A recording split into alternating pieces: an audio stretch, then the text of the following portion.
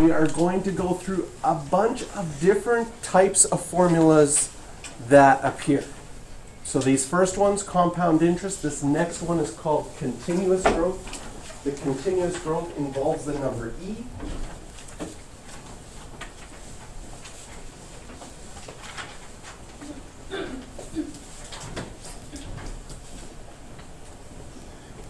And what's interesting is if you took the compound interest formula, and the compound interest formula has an n involved, like if the interest was paid monthly, then n would be 12, and then you would get some money every month.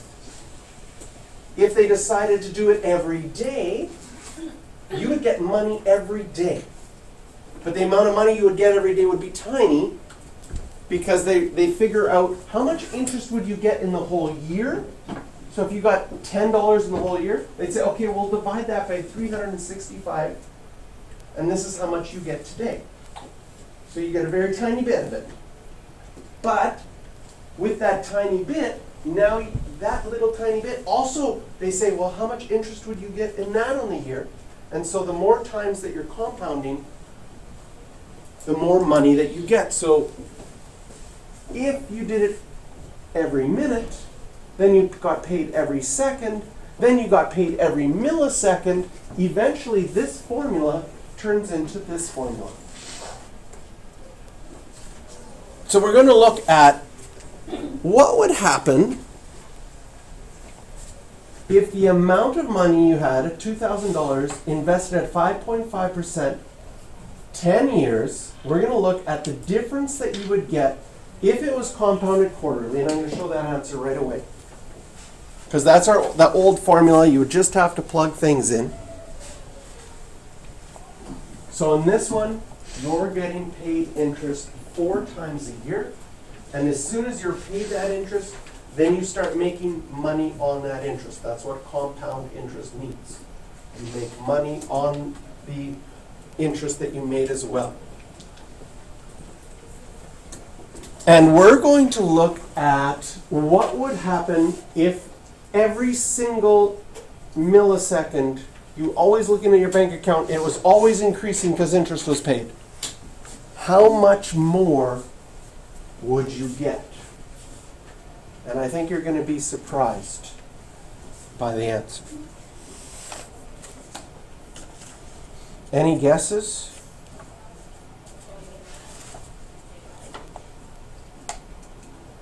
Okay. You're going to be surprised and disappointed.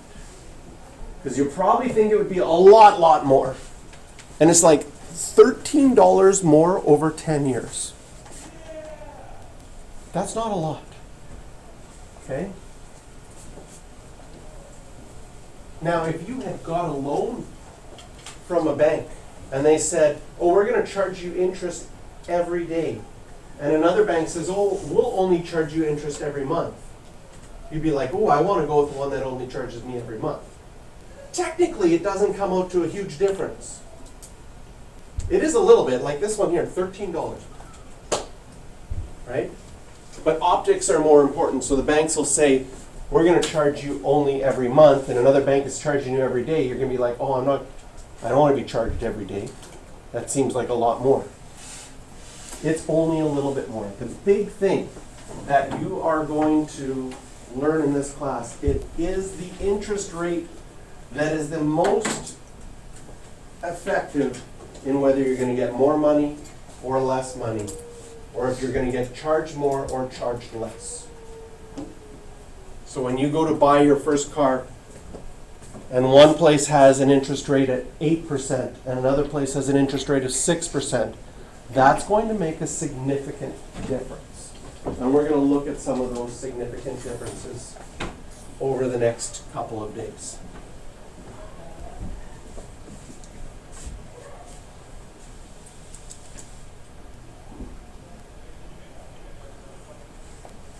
Investment of $200 compounded continuously. So you would get this PERT formula, that I like to call it, and you could plug everything into the PERT formula. You're starting with 200, The amount after 3 years is 235.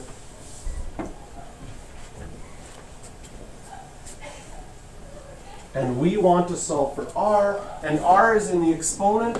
So I put a box around my power that has that exponent. And can you get that by itself? Yes. I could divide both sides by 200.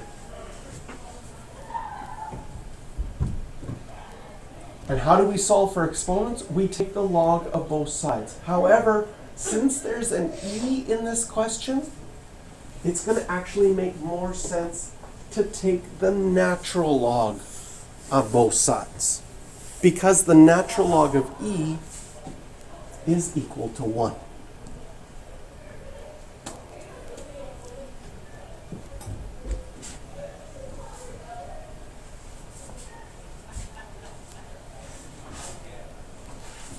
And that allows you to bring that exponent out in front with your log law. This is why we practiced so hard to get good at our log laws.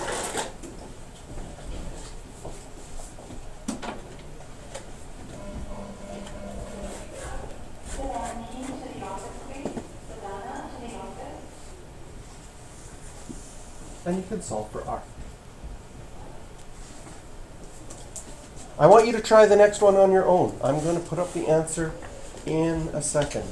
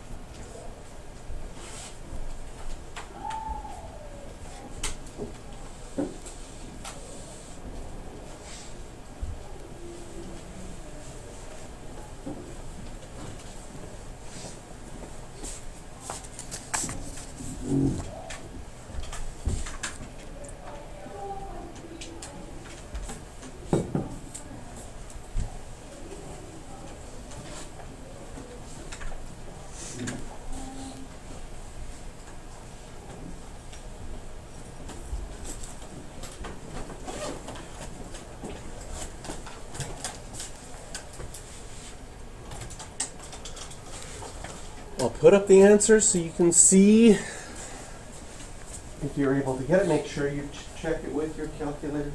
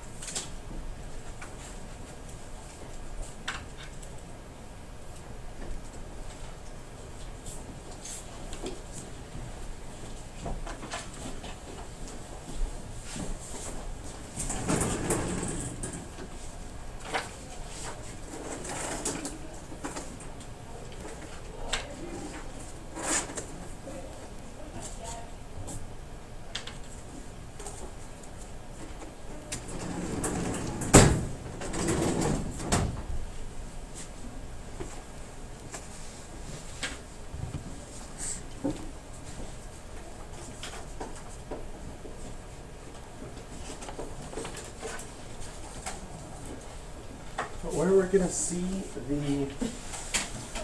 this PERT formula used the most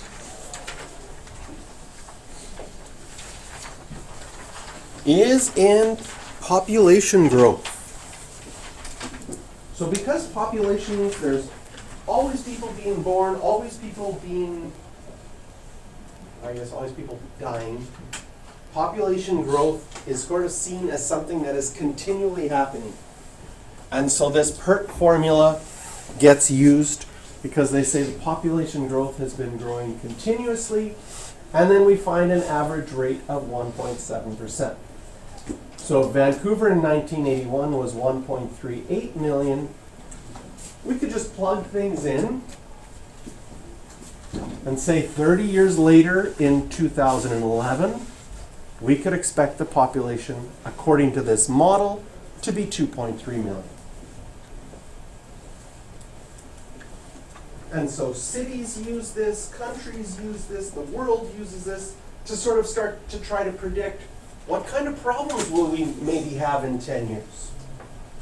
And what can we do already if Winnipeg's population is going to increase a ton? Should we develop a rapid transit system? Should we build a subway in Winnipeg for traveling between places? What kind of problems are we going to have in the future if the population grows? And so city planners will look at data like this and say, based on this, this is a possible problem, but if we do this now, we can maybe stop that problem from happening. And of course, you won't get questions like A very much because you can just plug them into your calculator. You'll get questions that look like this, where you have to solve for t in the exponent. Hi, sorry. So again, here is my power. And so I can divide to get that power by itself. If you get the power by itself, then you have less log laws to do. And since we have an e, I would use the natural log. Because taking the natural log of both sides will give me the natural log of e, and that's equal to 1. So it just simplifies things a little bit. You can use log. It's just more stuff to type into your calculator. It's not wrong. Right? You would have, if you had log, then you would have a log of e. And even if you forgot that log of e is equal to 1, you could have it, I have it in green there. It could be on the bottom of your equation when you divide. It's equal to 1, so it would not affect your answer, but you don't need it. And if you had log, then you would need log e on the bottom, because it does affect the answer to your question.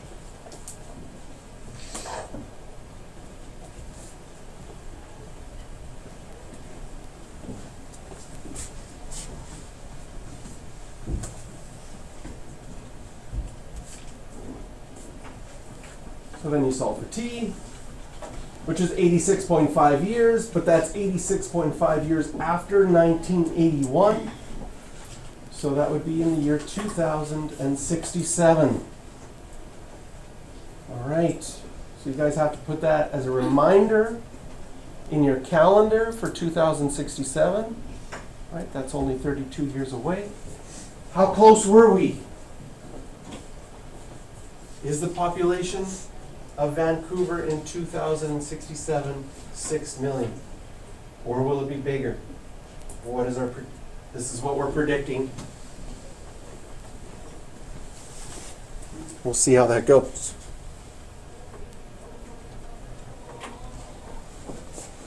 And then my favorite questions involve populations of animals. So here we got gophers, first studied 15,000. 6 years later, the population was 18,000. And these ones are the most complicated of these questions because they have two parts to them. You've got your formula. This formula would be given to you. It's asking you how long it takes to triple.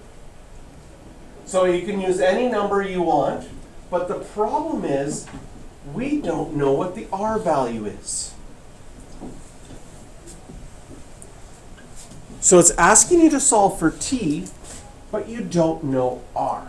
So in these kind of questions, if I want to solve for t and I don't know R, it probably means I have to find R first. Do I have enough information to find R? Well, it tells me that it went from 15,000 to 18,000 in 6 years. I can plug all of that in, and I get an equation where the only thing I don't know is R.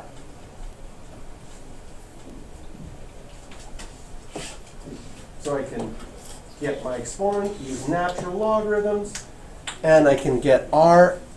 And you'll notice that when I wrote R here, I wrote dot, dot, dot, dot at the end saying I'm going to keep all of the decimal places all the way through right until my final solving. Because rounding early could result in a final answer that's off. And if your final answer is not correct to 3 decimal places, you will lose an E6 error for rounding. But now that you've found R, it doesn't matter if you choose the 15,000 or the 18,000, because if you triple, and this is the same as money, it takes the same amount of time to triple whether you had 5 gophers or 500,000 gophers. I guess it would probably make some sort of biological difference if you only had 1 gopher. Somehow I don't think it would triple. But because when you divide by the 15,000, you're going to get 3 because you're tripling. If you're doubling, you'd get a 2. And notice I have the dot, dot, dot in there that I'm using all of those decimal places. I'm solving for t in exponents, so I'm going to use natural logs.